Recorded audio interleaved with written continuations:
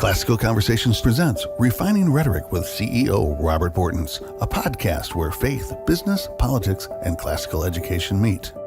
Join us as we use the classical tools of rhetoric to seek truth in every arena of life. Hey everyone, welcome back to another episode of Refining Rhetoric, and we are doing a series during School Choice Week talking to the who's who in the conservative movement, moms, thought leaders, all sorts of people. You know, why are they against government school choice? Let's just make sure that we know that we all want people to be able to choose how they educate their children. We just don't think the government should pay for those choices. Just like we don't think they should pay for universal housing. So go ahead and check out all these episodes this week. Share it with a friend. Educate yourself. Educate those around, because I really believe this is the final battle to save our country, to protect our liberty and independence. And so I'm so grateful for Aundrea Gomez to join us today.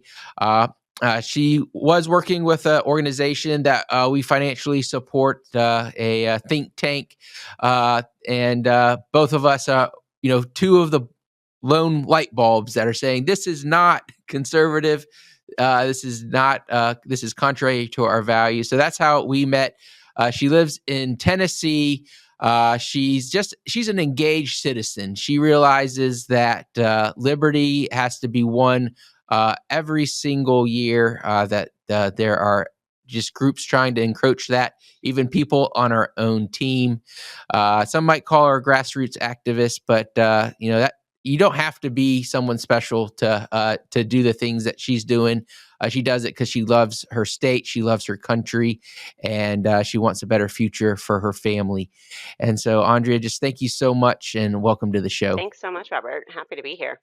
Now, I'd just like to start with some school choice questions, because sometimes it can feel like we're on an island. We're the only people that believe or see this way. What alerted you that this wasn't really a conservative position, and why are you against the government funding of private education? So I think it goes back to just the core principle of government funding in any private entity. And I don't see that this is any different than the government, creating those public-private partnerships with private corporations. And we see a lot of that in Tennessee. That seems to be pretty popular. And so, whether the government's taking my tax dollars to subsidize Ford or the Titan statement or any other private corporation, I don't agree with that. And then as a former teacher, I know how the education system works, and I understand how testing works. And so there's additional layers to this issue. It's not just about the money. It's about the control that the money brings. Yeah, absolutely. Some people say, oh, this is great, there's no strings attached. And I think as a conservative, I always say, I want strings to be attached to my tax dollars. I don't think we should just be handing it out like drunk sailors. The private partnerships, I mean, that's form, I call it soft fascism, where losses are subsidized and profits go to the top. And I think it's an if people complain about income inequality, well, private public partnerships is one of those reasons in my book. Give people a little bit of sense, because I know you've been behind the scenes in some organizations. These are individuals who, people that we love, that admire, very smart. Why do you think so many think tanks, or I like to refer to them kindly as dumb tanks, and I'm a members of many of them, why have they been blind to the fact that they're against universal health care, they're against universal basic income, they're against universal housing, but they somehow have been hoodwinked into believing universal education is good? Well, I think that more and more people are recognizing the issues within the government education system. These last 4 years have been very eye-opening for a lot of people of what the curriculum looks like, what's going on behind closed doors, what is the indoctrination, and where did it come from? How long has it been there? It almost seems like a Titanic going down, and it's insurmountable to fix as a problem as far as the government education system. And so I think that our friends on our side see that this is something that they can do and they can get behind that's going to upset that problem and shift into a different type or a parallel type of education system. I unfortunately don't believe that this is going to solve the problem. I don't think that subsidizing private education creates free market competition. And so to me, what this really does is just expands the monopoly that the government already has on education, and that's really where our conservative friends are. They see that the government monopoly is out of control and they don't see how they can really rein it in. I would disagree with that position. But then creating this parallel system and taking the tax dollars, in putting it into a private system, to me just expands that monopoly, and we can get into the reasons why I think that with the testing mandates and so forth. But I I understand why our conservative friends want this to be the solution, right? Their heart is in the right place. They want the right education for our kids. They care about the future of our country. I would say the future of our country is better off with more people homeschooling. I think that's really what's going to save this nation. Um, but they've been, I think, led into this with some very interesting terminology, like the money follows the child. You hear that a lot. But if you go back and look through UNESCO and their writings and the United Nations and what Right. they ultimately have planned out, the money following the child is the design of the global elites because they want to be able to follow Well, your child that's too. always yeah, exactly, because they got the hooks in them. I mean, this idea is not, actually derived from any of these, conservative think tanks. It's actually come from the United Nations, and it's come from left-wing teacher schools in a way of making sure that they can kind of hold back or they can manipulate these private schools into teaching whatever they want to. And I've talked about Sweden a lot, and I'll talk to Sweden on our conversation with Alex Newman this week. So definitely go check that out.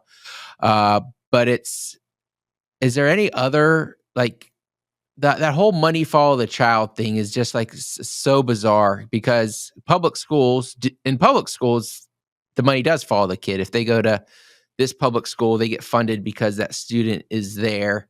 And if they go to a different school, that gets funding there. So, like, one of the ways to, get rid of, reduce our tax burden, reduce the power of the government, is to get our kids out of public schools, create private scholarships, do those type of things. My wife was a school teacher for 10 years, and she definitely saw how the government used the federal government. She was there during the Obama years, used grants to manipulate South Carolina schools into doing what they wanted.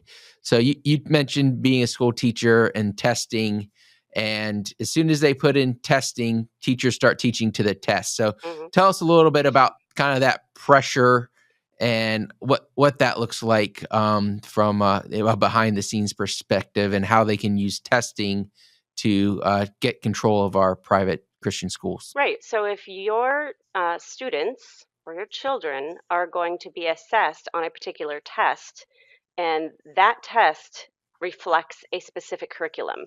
Right now, the nationally norm reference tests and our state test, the TCAP we call it, are Common Core. They're based on Common Core curriculum.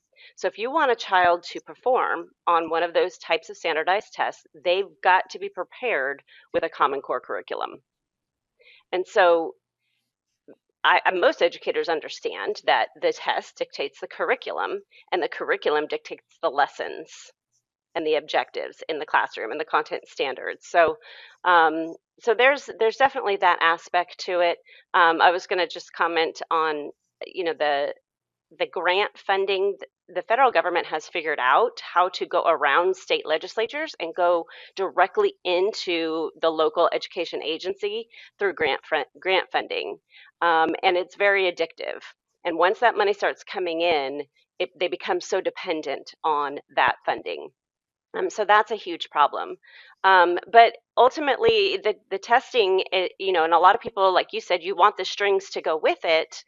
Um, when there's government funding going into some sort of private entity, and I understand that we want accountability and we want transparency, and those are, I would say, conservative ideals, right? Um, what I think a lot of people aren't paying attention to, though, is when you pull your child out and you do classical conversations or some other homeschool program, you actually have all the autonomy, because you're not, in Tennessee at least, when you're an umbrella, under a church related umbrella category for homeschool, you're not submitting data to the state, right? So you're telling them your attendance, and I believe you have to report grades, and that's pretty much it. But with the school choice voucher program, like what we're looking at in Tennessee, your students are now their data is now going to be shared with the state through this mandated testing. So one of the things that I think is a trend is, as more and more people have moved away from government education and looked at alternative types of education for their families, that's taken a couple of things away from the states, right? Or from the government schools. It's taken away the accountability piece. They really can't hold those students and families accountable. It's taken the data away. Data is currency. Data is almost as important as the funding and the tax dollars that go into the government schools, right? So you've got the funding, the data, and the accountability or the control. So with all of those things moving away, I imagine they see the writing on the wall. Where is this going in the near future, right? Not only are they losing those things, but they're losing the ability to raise up a generation of children that buys into this socialist idea.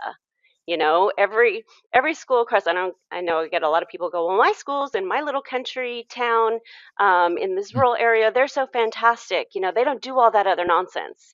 Well, they're all beholden to the same laws. If they're in the state of Tennessee, they follow the same curriculum. The teachers came from the same woke universities, and they have the same Chromebook that was gifted to them by Bill Gates, with all the same apps that the inner city school districts have. So you're really not getting a different type of education. Maybe your child's teacher is a little more down to earth, maybe you see her at church on Sundays, but ultimately the whole package is essentially exactly the same. So the writing is on the wall. People are fleeing the government school system, and I think that they recognize this as a long-term issue. How can we retain the data, the control, and the funding, and keep government big? Because what's going to happen if more and more and more people leave homes or leave government schools and they go to homeschooling and it's privately funded? Well, then we can really make a case for reducing our tax burden. Maybe we could make a Yeah. case for our property taxes being reduced. They don't want that. They don't want to shrink government. Yeah, that's I'll talk to Dr. James Lindsay a little bit about the data, because he's really got that. And yeah, it's always funny to me that you see like Bill Gates and Steve Jobs, pushing these technology solutions into schools, but they wouldn't let their own kids touch them until they're 18. So a lot of hypocrites there to just get the money. And yeah, those students, you might have a teacher that's not going to, maybe teach some of these woke ideologies, but if it's in the curriculum, they have to cover it. And maybe they're saying this is, maybe, in the downtown schools, they're saying, this is what you must believe, versus that nice Christian teacher is just saying, this is what some people believe, or something like that. But it is that same thing. And, once it's in that school, if you got a Christian school and suddenly they've built a business plan, because look, every nonprofit has a business plan, otherwise they go bankrupt as well. If they become dependent on the money and suddenly the curriculum starts changing or the testing start changing, how would they wean themselves off of this at that time? Like, that's the question I have for people. Have you ever, whenever I've read throughout history, basically anyone who's taken government money and then stopped has been killed, has been martyred in some way, because it's like, it's such a rejection of government being your God, that those in higher power, really don't like it, because that's how you start revolutions, and probably why they don't like people leaving the public school system. So, yeah, definitely interested, because I've heard this from Dr. Al Mohler, and there's actually churches in Florida, because Florida has school choice, where they're telling people, take this money while you can, but realize that it's not going to be there in the future, because they're eventually going to put strings on it. Can you speak to that mentality? Is that a realistic thing to do if you've got 4 kids and you're getting $28,000 a year from the state? Are you going to suddenly stop doing that once the state makes you teach these woke ideologies? Right. So a couple of things. Once schools start taking in more and more and more voucher students, they become dependent on that funding, and it's going to be a much easier negotiation to negotiate the and change the curriculum than to stop taking the funding and lose all of those students, because they will have expanded their staffing and everything to accommodate those additional students, right? Um, I personally don't think it's a good idea to take the money while you can, just on principle. And also, I would like to point out that I think people have been told, there's definitely these out of state organizations that have come into Tennessee, and they're telling people, you're going to get $7,000 to do whatever you want. I think that's a lie. I believe their plan is to set up a platform where every child or every family will have an account on a platform, on a website, and they will end up actually paying out of pocket for their school expenses and tuition, and then they will submit the receipts for approval and reimbursement. So there's something to consider there. Are you sure that the type of education or the curriculum that you want to purchase is actually going to be approved? You might end up not getting that funding covered. But then also you've allowed this other platform, which is going to be again another private entity that's going to be able to collect all of your data, starting with the financial aid form that you'll be required to complete every single year. So now the state is going to share your financial aid information with this private platform, and you're going to have to do this every single year to qualify for this funding. But absolutely, it's not a sustainable plan to think that you're going to, do this while it's good. What I also see is the pattern is, and you can see this like in Arizona, they passed the school choice vouchers under a Republican legislature, and at the time they had a Republican governor. And then what happens? The Democrat comes in and they start screaming for what? Accountability and transparency. And so that's where you get all these Right. regulations. So maybe the Republicans say, oh, we're going to, give you the freedom and the independence and the autonomy, and we're not going to control anything except for that state test. But then what happens when the state of Tennessee ends up with a different party governor? And now everything's commanded to change? What if we end up with a different makeup in our General Assembly? And now there's going to be additional hoops to jump through. And like you said, I am very concerned about the types of schools that could get this funding, because we know that there's some extremist schools in the state of Tennessee that teach very extremist ideologies. That's the thing. So are we gonna fund people that hate us with our tax dollars? Yes. Yes, they are. And actually, the people who are morally against this because they see that the corruption of government dollars are going to be the ones that are hurt the most, because someone like me suddenly inflation's going to hit us hard and we're not taking the money. So like in Florida, we've got, places that we've met in the past where they basically charge us for, electricity and water and damage.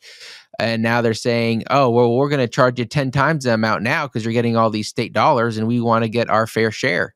And so instead of, a church charging a homeschool co-op $1,000 to, and making it part of their mission, now they're seeing it as a business opportunity and wanting to charge $10,000-$20,000 to rent their facility because they know that all these parents are getting $7,000 a year or whatever they're getting in Florida. And so ultimately the parent and the student, the money isn't following the student. The student is a pass-through entity that is funding these private-public partnerships and these people who are willing to take the money. So immoral actors who are happy to tax your neighbors and have the government come to their doorstep with a gun, or being willing to take away their home if they don't pay their property taxes in order to line their own pockets. And those are the type of people who are taking this money. And so it's just it's built on a bunch of lies. And one of the lies that school choice has been built on, and I was surprised to hear this about the Tennessee bill. Like, one of the things that they're selling this is, in the long run, it could save taxpayers dollars. And they're saying, like, okay, and I'm just using hypothetical numbers. Right now, if someone's in public school, the state's paying $10,000 a year. It's probably a lot higher, actually, towards their education. But we're going to give them $7,000. So when they leave, they're actually going to save the state $3,000 or whatever. And so if everyone magically started homeschooling or going to private school tomorrow, our state taxes would go down 30% or something like that. But my understanding of the Tennessee bill is it is so unpopular that they're actually saying that the schools will continue to receive the funding as if the student was there. And they're going to be adding this, again, I'm not sure the exact dollars, but we'll say 7,000 onto it. So it's actually, instead of paying $10,000 per student, it's going to be 17,000, which is going to necessitate tax increases. Well, absolutely. It's funding the student for two different schools in the same year. We're paying twice. Like you said, $7,000 for your voucher to do what you're going to do with. But currently, they've cut homeschool out, by the way. Well, good. Thank God. Well, I think that could possibly have a reverse effect. I think that some homeschoolers are going to be like, hey, why did you cut us out? We demand to be included. And then they can say, well, they demanded to be included. But anyway, that's a side note. So your $7,000 from your voucher, and then the funding that goes to the public school that child left, that school is going to continue to get funded for the first year. Well, what's going to change at the end of that first year when the public schools start crying that their budgets are decimated? So there's so many opportunities going down the road, but that's only the first bribe. So the first bribe is, yes, we're going to fund the children's public school that they just left for the first year. That's a bribe to the public schools. The second bribe is the $2,000 bonus for all the public school teachers, to try to get the teachers on board with this. It's so bad you have to bribe the public school teachers so that they will stay quiet because they're going to get $2,000. How insulting is that? And then the third bribe is with some funding that comes through the state through gambling, like sports gambling. And that money is in this bill is allocated for the counties, because counties have a huge financial burden with growth of population. A lot of people move into Tennessee, and building schools and maintaining schools. It's often the majority of a county budget. Somewhere up around 80% of a county budget. So this money now is being used through this sports gaming. Any proceeds that come out of that, we'll allocate that for the counties to offset the building of the public schools that are going to be empty, by the way. And so there's actually three bribes in the bill. Well, right, because they got to get these people who are conservative, quote unquote, small government, to be willing to vote for something that's going to increase taxes and increase the scope of government. And so there's like, well, I'll give you cover by giving all this money to people in your area so that they're happy. And you can say, well, I voted for the teachers to get a raise, or or a bonus, or the funding's not going to change because of that. So, and a lot of this money, and at least in Arizona, was based on money that they got from the federal government anyways during COVID, and they were trying to spend their COVID dollars. So that money is going to dry up soon enough. We mentioned something earlier, and I want to expand on that. This lie that this is going to shrink the government, or this is going to make the government smaller, that they've said, the idea is that they believe that it's the government managing the schools. Now, these are legislators who, in theory, have the ability to legislate public school system. They could change the laws of those, saying that the system that they oversee and manage is so corrupt that they have to give people money to leave it. Of course, they have the power of the purse as well, but that the kids being financed by the government is okay. It's just the managing of the schools itself. And that if the student leaves the school that's managed by the government to a school managed by someone else, that student is no longer a public student, but isn't public and private based on who's paying the bills. So how do they get to this is making the government smaller? And I believe you indicated earlier that you believe that this actually makes the government bigger. So break it down. Like why are people believing this lie, and what's the truth? Well, it's making the government bureaucracy bigger, and it's centralizing the decision making. So when our tax dollars, Tennessee taxpayers, goes into a voucher program, and parents then are taking that voucher funding to private entities, do I have any representation over my tax dollars and how they're being used? At the state level, possibly, but that money goes it circumvents your local school board and your county commission. Your county commission oversees the finances of your county. So I currently have a school board member and 2 county commissioners I can go to when I have an issue with how tax dollars are being spent. With the school voucher program, I won't have that.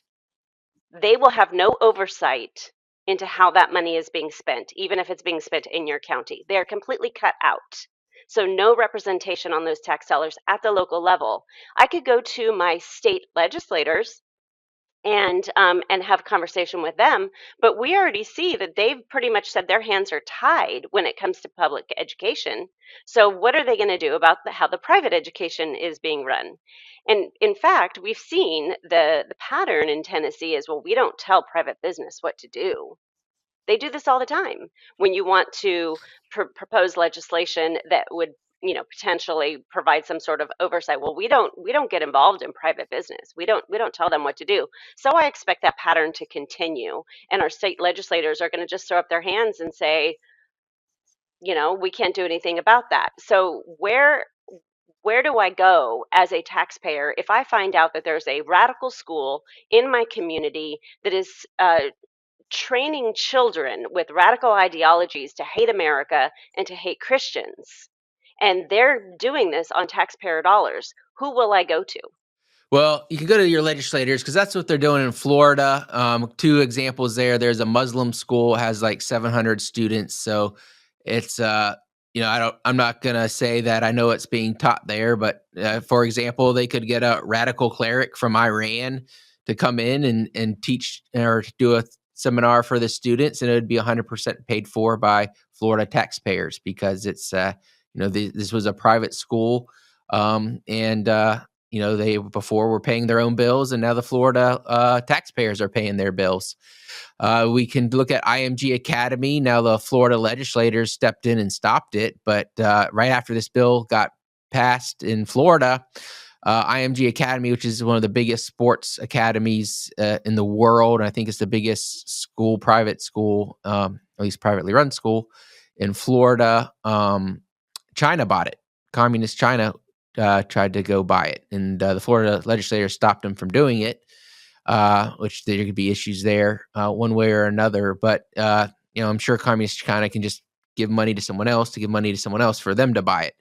So ultimately, in Texas, which they're going to have a school choice battle again this year. We were able to help get it stopped last year. they have a LGBTQ school that's private, and as abhorrent as that is to me, at least the parents are paying for it with their own money. Um, Texas taxpayers are going to be paying for these, child indoctrination centers of these radical gender ideologies. And you can't discriminate. You can't say the Muslims can't get it or the LGBTQ people can't get this money. And so, it's going to be, communist China can start schools. Apple will start schools. Microsoft will start schools. Jeff Bezos will start schools, and all those people are happy to take your taxpayers' dollars and use them to implement their woke ESG and all sorts of things like that. So it's really abhorrent, and people need to educate themselves, and that's why we're doing this school choice series. One of the reasons I wanted to have you come on is because you've had some experience talking to legislators and getting bills passed or bills stopped or bills changed. So for our listeners out there, what are some of those steps? What are some of those things that work that they can do now to protect their liberty, protect their freedom, and make sure that their grandchildren have the same opportunities that they had? So there's always evergreen activities that you can be engaged in that I believe we don't necessarily wait until we're mad about something, and that is just building relationships with your legislators. They live in your community, they represent you, and so when they're not in session is the best time. So right now we are not in session until January, so now is a really good time to reach out to your state representative, your state senator. Those are the people that are going to be voting on this, and introduce yourself, get to know them, invite them to have a coffee, and express to them what your concerns are, and keep that open conversation. You don't go in and change someone's mind in a 15-minute meeting, but you start a relationship based on mutual respect and open communication, and keep it going. You can always follow up with emails. I always recommend being as polite and gracious as possible. Make the assumption that they are there to do the right thing, and bring them good data and information, not just your opinions. So those are always on the table year round. Build those relationships. They become incredibly invaluable. And if your actual representatives aren't open to that relationship with you, that's a problem. But consider some other legislators across the state. Some of them don't have that mentality of I only talk to my constituents. Some of them are very open. So if you are a subject matter expert or have some experience in any sort of issue, whether it's energy or finance or whatever, be a resource. The government can't work or should not be working in a silo. It should be a partnership with the citizens, and they don't know what they don't know. And to be honest, most of them don't know much about anything. They may know a little bit about this Yes. one area, but we have people sitting in Nashville making decisions about the education of our children, and they don't really know what they're doing. They don't know what they're talking about, but they hear from the special interests, they hear from the lobbyists, they hear from the people that come from DC that want to push their agenda. So we've got to counter that, because if we're not showing up and having the conversations and bringing the data and the information, then someone else is, and that's often who they will listen to. And let me tell you, those lobbyists, they are attractive, they are charming and engaging. And so if you Yes. show up and you're rude, guess what? You look bad, and they want to talk to the lobbyists more. So emailing and making phone calls are great, but I just always emphasize that ongoing relationship. So when they see you and they go, oh, that's my constituent that lives in such and such district, and I know they've got a lot of friends and they talk to, they're going to be really motivated to sit down and hear you out. And then hopefully over time, you will build up some influence with them and some leverage. Hey everyone, interrupting today's episode to tell you a little bit about the Education Independence Network. We all know that school choice is a trending topic, and it's hard to know what to make of it. So we have created chooseeducationindependence.com so that you can choose better.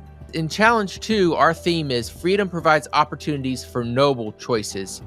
So, how do we make good choices when so much information is flying around us? Well, we need good information. So join the Education Independence Network and learn about advocacy opportunities in your state. And go to chooseeducationindependence.com to find out more today. That's chooseeducationindependence.com. Now let's go back to the show. Yeah, absolutely. I mean, if you go in and you're cursing at them or telling them they're voting the wrong way or something, they're not going to be too receptive. So just think about how you want to be treated, and develop that relationship by bringing them cookies, or especially if you have young kids, they always love a photo op with kids, and so use that to your advantage. One of the things that I did a lot of times, if you're a homeschooling, typically there's like a homeschool day at the Capitol. Go and engage there, be nice. But what I've seen work is, have my 8 and 10-year-old, deliver some of that data. Like if I have some information they want, have them hand it to them, and make sure that they're polite doing it, because they'll probably do a better job, and that'll leave an impression on them. Because those young 20-year-old blonde girls, definitely can grab the attention of those 60-year-old men. You're no competition the for high school them. ones. Sorry. Well, and I think open-ended questions are Right. another really good strategy. So you're not just constantly talking at them, but you're engaging them in a conversation, and you're asking open-ended conversations or open-ended questions. Yeah, you have to guide them. I mean, first of all, God bless everyone who raises their hand to run for office, because it's a grinding. It's just grinding, and people going to poke on every little thing that you've ever done. So I appreciate all that, and that makes it so a lot of good people don't run. But ultimately, they're not going to be as educated as you in almost any area that you're passionate about. They're going to have those, one or two things that they ran on that, encourage them to go. And so I think trying to bring it back to their principles and asking them good questions, especially around this topic, hey, would you support universal housing for Tennessee? And if they're conservative, they're probably going to say no, right? And then you can say, okay, well, would you support a Tennessee universal basic income? And they're probably going to say no, right? And so you can start thinking about those questions beforehand. And like you said, I think that first meeting, obviously if time is of the essence, you've got to get them that information right there. But it is better if you can start building that relationship, and especially if they're representing you, making sure that you let them, you don't ever want to say I voted for you or I donated to you, because that's going to be some red flags that may make it harder for them to help you out. But just letting them know that you're a citizen, you're a voter, and what's going on is really concerning with you, and anything you can do to increase your influence. Hey, I'm at a church with 100 people or 500 people, or I'm in a co-op with 100 moms, and just let them know that this isn't just you, but that you're going to be bringing this information back to a large group of people who may or may not be happy with with that end result. So I think that's important. That's exactly it. What are some of the things that you see? Because it's kind of crunch time. I know we're pre-recording this, so it's right now. The bill could have already been passed or not passed. If it hasn't been passed or they're still doing it, what are some immediate things a person could do, even if they haven't built that relationship that works maybe better than others? Just getting connected with other citizens that are engaged in this space.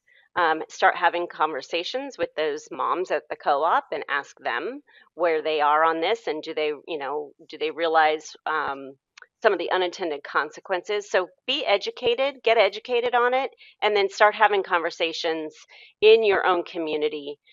Be prepared. Like you said, there's always that homeschool day on the Hill, but there's opportunities to go up and talk to legislators any day of the week when they're in session.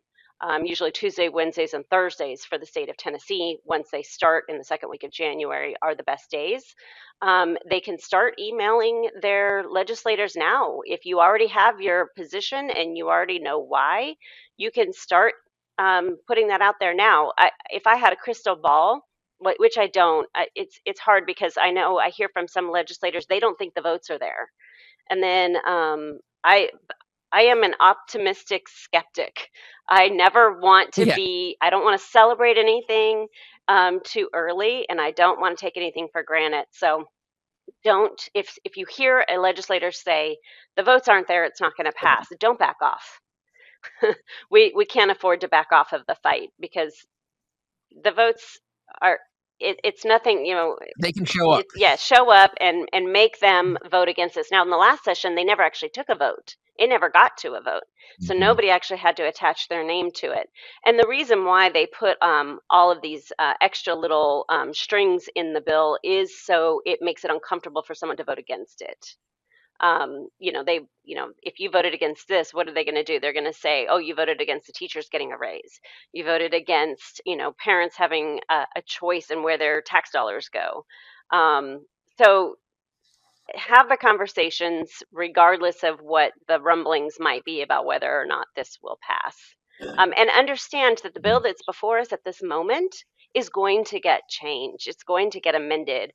And so, even if you think you're for it right now, as time goes on and this starts going through the committee process and getting bounced around, it's going to be changed, and you have to kind of be paying attention up to speed on how this transforms. And you might be for it today, but then eventually by the end it totally changes and you're not for it at all. So Yeah. The sausage making is something you don't want to you don't want to see, and that's why maybe people disengage. But I think it's important for all of us to engage. And like you mentioned earlier, like the current bill, doesn't have homeschoolers in it. I'm sure and I know the Tennessee homeschool group is against it. At least their leadership is in the homeschool group. But I know in some ways they've tried to get around it by creating new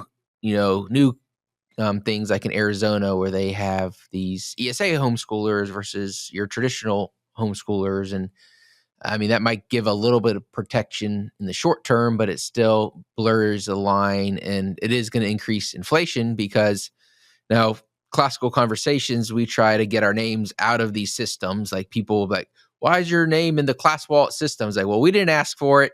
And then we email them or whatever and say, please remove us as a vendor. We do not believe that classical conversations should be on this list. And then parents try to figure out a way around it. I mean, it's just the facts of life. well, So if you you ever made a see, good point though just now that reminded me of something. An additional thing that people can do is once you understand the information, the data, the facts, and you have your your talking points prepared, have conversations with the private schools and the co-ops, because many of them, all they're looking at is the money and the chance to get to grow, and they're not thinking down the road about the unintended consequences. I talked to several in the state of Tennessee, and I was surprised at how many of them didn't know if they were going to accept vouchers or not.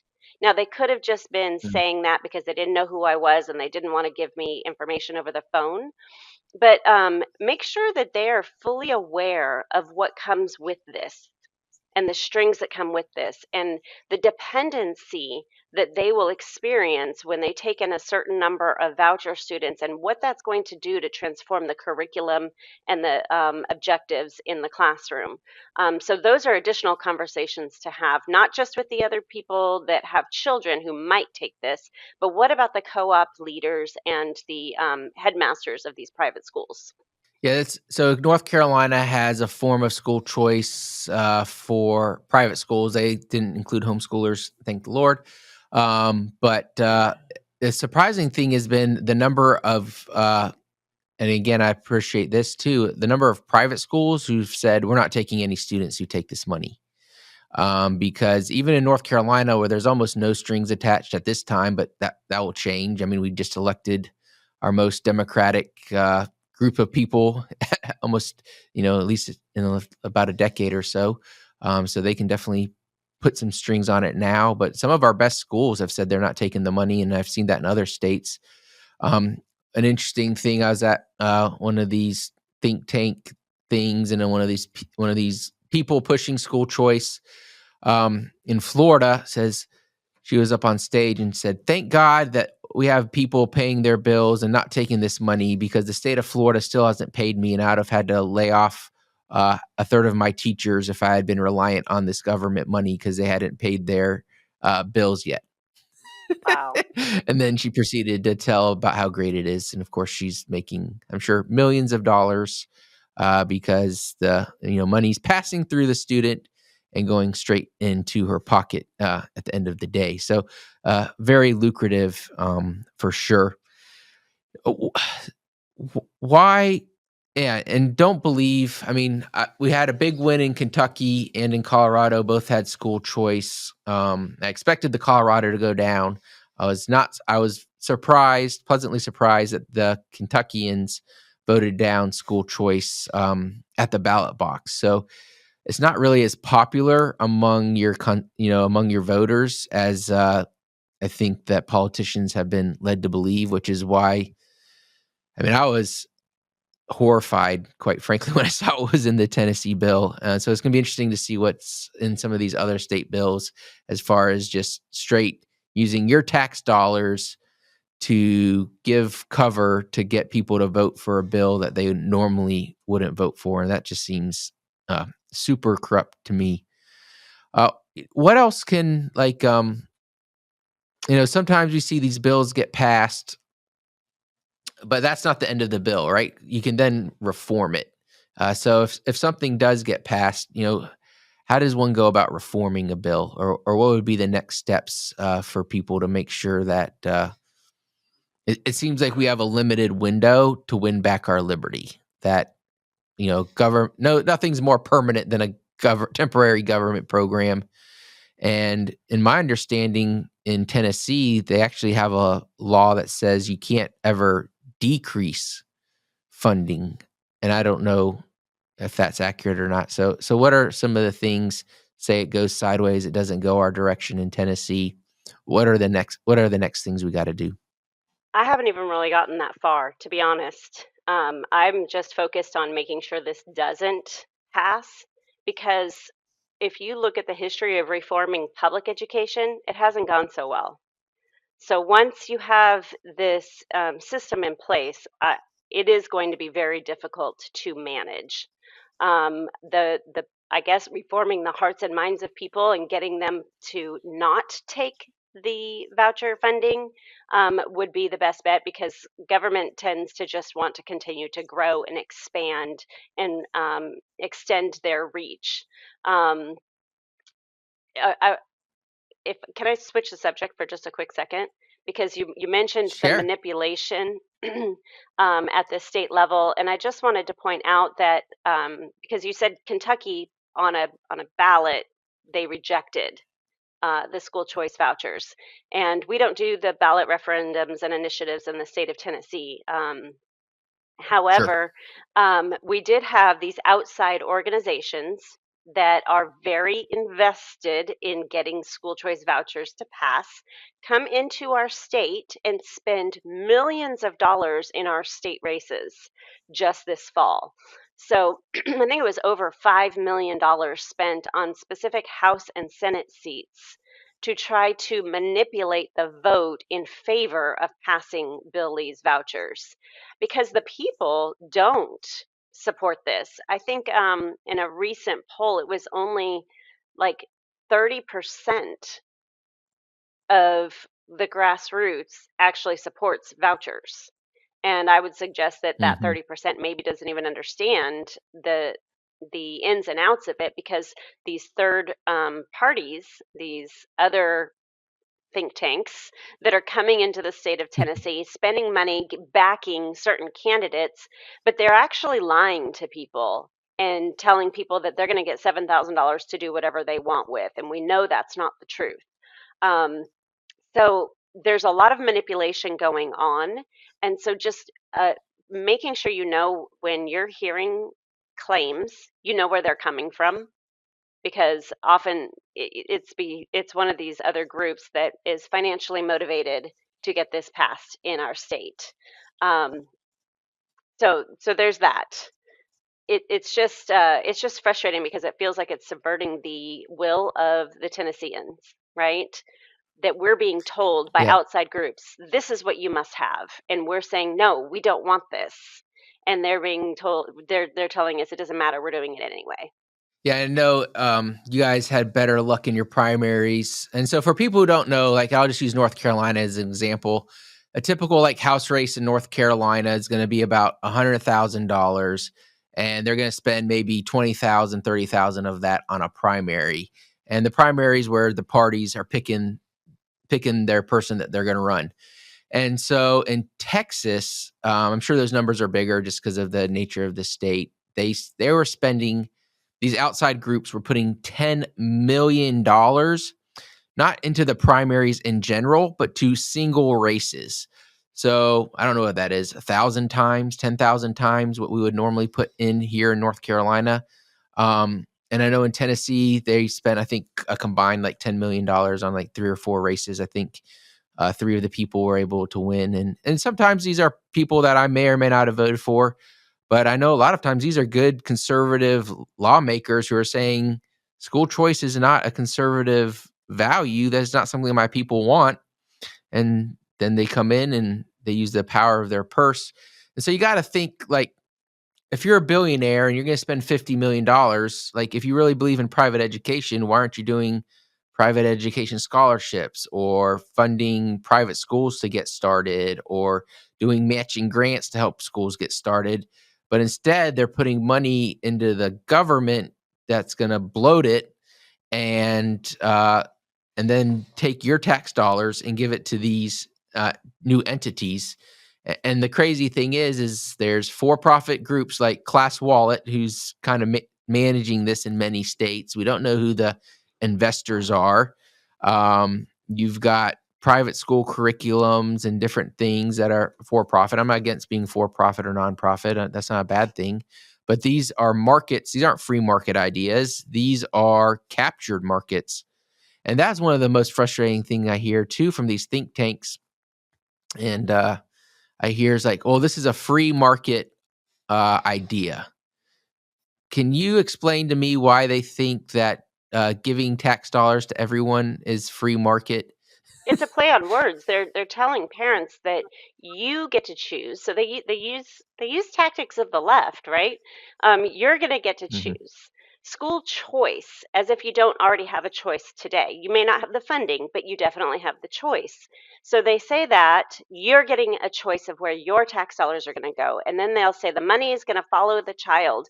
So they give an illusion that it is a free market, that you're driving the market, but it's not just your dollars.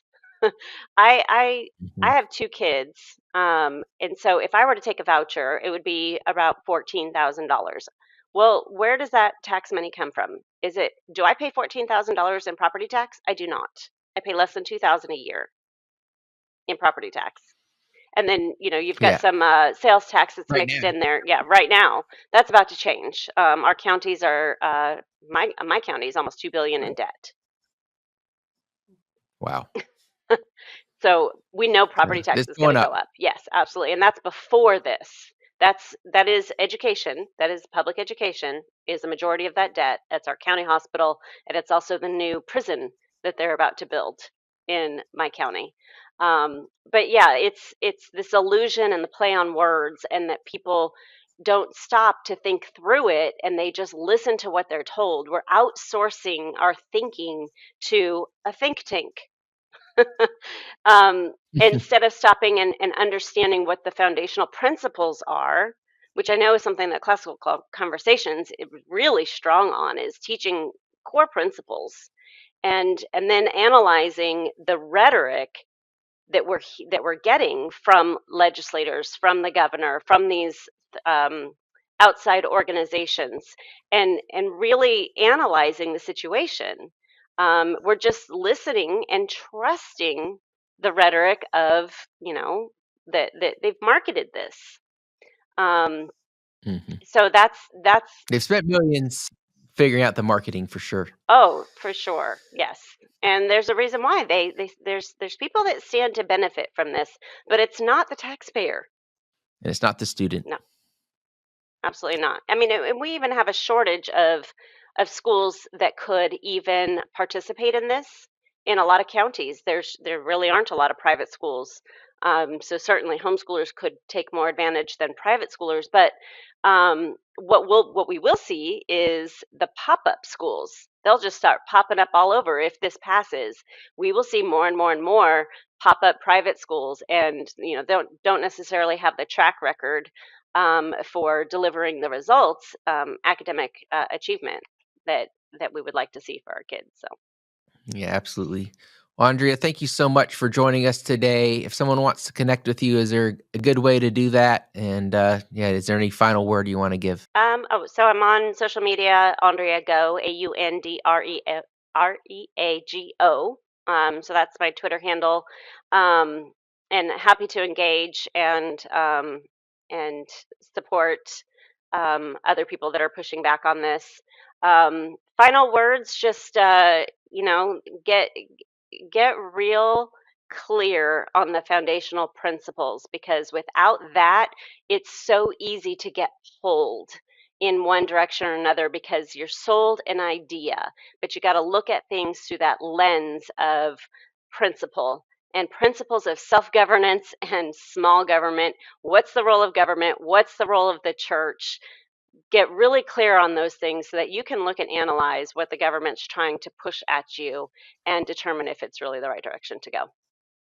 Well, thank you so much for joining us on this School Choice Week. We are 100% for choices and 0% for government funding those choices, because liberty and independence matter. So tune in to all these episodes. Go join Aundrea and myself on X. We'd love to connect with you there.